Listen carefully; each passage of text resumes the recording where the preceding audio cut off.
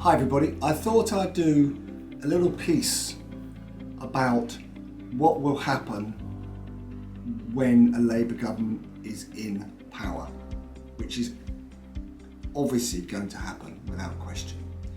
So for landlords, let's start with landlords, shall we? So for landlords, the rent reform draft bill that never became law under the Tories, but the Tories have done all the hard work for them, by the way, on this. They will bring that in quite quickly, but with a bit of a twist, I think. And the twist will be this. They will not let you get vacant possession of your house or flat that you've rented out if you wish to sell. So future tenancies will become what we used to call assured tenancies in the 80s and the 90s, where you get market rent, although I'm going to talk about that in a minute, but you won't be able to get access, you won't be able to get possession, which is crazy. Now this could potentially wipe off 30% of the value of your investment because you can't get it vacant. So you'll be selling it on a yield, not on vacant possession value. Now whether all the banks and the lending institutions will jump on Labour and stop them doing this because it will wipe out so much investment, I don't know. But that is a very serious problem if that's what they're going to do. Remember, they are a socialist party. The second thing is potential rent caps. Now, the Labour have commissioned a report that has recommended the implementation of rent stabilisation methods. So that's what they're going to call it. And they're not going to call it rent caps. They're going to call it rent stabilisation measures.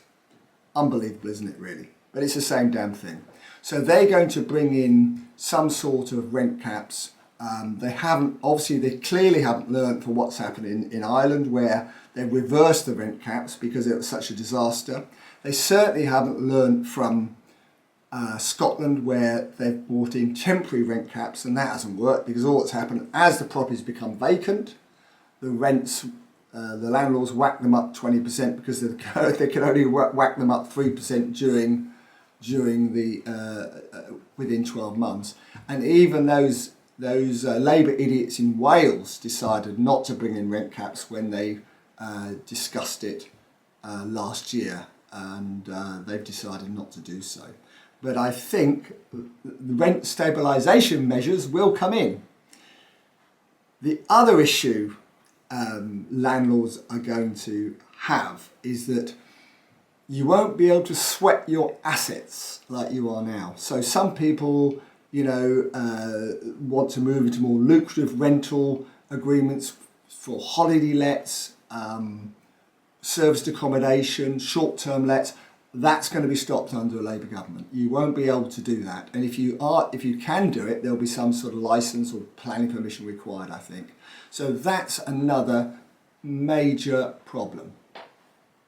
Now, if that hasn't depressed you enough, then the Leasehold and Freehold Law Reform Bill is another major problem. This became law on the last day of Parliament. Why the Conservatives pushed it through, I do not know. But it does give leaseholders more power over the freehold of their building. The two questions that we want answered, though, have not been answered. One was, how much will it cost to extend my lease? Because the cost of it is likely to come down, but that mathematical calculation has not been included in the Act. So that will be up to Labour to bring that in and to calculate what it will cost to extend the lease. The other issue is there was talk about these ground rents, existing ground rents being got rid of over a 20-year period. So with 20 years' time, there'll be no existing ground rents. So if you're a freeholder, an investor, and you've got £250 a year coming in from flats as a ground rent, in 20 years' time that will be abolished. There won't be any. Now that is a major problem if Labour changed this law. It will wipe off £37 billion of investment. A lot of pension companies buy freeholds as long-term investments. I'm not saying they will bring it in, but if they do try and bring it in, I think there'll be a legal challenge by some of the very big investors in the UK. So that's something else we've got to concern ourselves. And two other things. One is inheritance tax, because if you own a lot of properties, they are investment properties and they're not trading, you're an investor, which means that inheritance tax will be a big issue for you, because at the moment inheritance tax brings in £8 billion a year. This Labour government are going to have to find money from somewhere. They're going to find a lot of money, and one easy way of them finding money is increasing the tax on inheritance. And finally, they're going to bring forward all these green policies that the Conservative government have pushed back. They're going to bring them forward again. And that is another problem, because it's going to cost money to get all these properties up to grade C, energy efficiency, get rid of gas boilers and all the rest of it. So I'm afraid if you think this Conservative government has been tough on landlords, and they have been very tough on landlords, and there's 2.5 million of us private landlords in the UK, then my goodness, I think under Labour it will get even tougher. What does it mean for developers having a Labour government? Well, the planning reform is what they're talking about doing as quickly as possible. Planning reform. The Conservative government have not had the balls to do it, but I think Labour will have the balls to reform the planning system. And my goodness, does it need reforming? Well, will they manage it is another matter. I think one thing they will try and do is not allow big, especially the big house builders, to land bank. That's when they hold land for years and years and years without developing it. I don't think they'll allow that, and I think they'll potentially try and take land off developers if they don't develop them soon enough. They've promised to build 1.5 million houses in the first 5 years, but don't forget, these will probably be social houses, because it's a socialist government we're getting, not a Conservative government. So they believe in social housing, and they will push social housing very, very, very hard, I believe. The other issue is they are talking about building new towns. Now, the last big new town to built was Milton Keynes in the 1970s, and that was built because they compulsory purchased the land off farmers at agricultural value, and that's how they managed to build Milton Keynes, and that's what they're talking about doing again. So they're talking about creating new towns, but to do so and to make them financially viable, they're going to compulsory purchase the land off farmers. Now, I haven't got a lot of sympathy for farmers. Some of them made an absolute fortune out of selling their land for housing, but that's a pretty tough stance to take, and to do so they've got to compulsory purchase it, which is difficult to do. So let's see, they've got all these very aggressive ideas, but let's see how easy it is for them to actually get them through the law and actually do.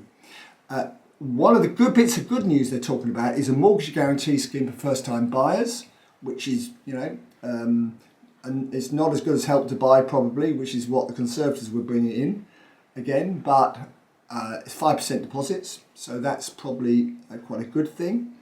And the other thing is they're talking about that the first-time buyers have to be offered the opportunity to purchase a property 6 months prior to anybody else. So that the idea there is to try and cut out the buy-to-let landlords. Mind you, there aren't many buy-to-let landlords left at the moment because of interest rates being so high. You really need to put 50% down to make a buy-to-let work. Now, with inflation coming down and interest rates potentially coming down, that might help Labour get some of these developing plans off the ground. We'll have to see. Going on to social housing requirements. At the moment, as you know, 1,000 square metres or more, it's normally 30%. In London, it's 50% requirement for social housing. Cambridge, I think, is 40%. So just check wherever you are in the country.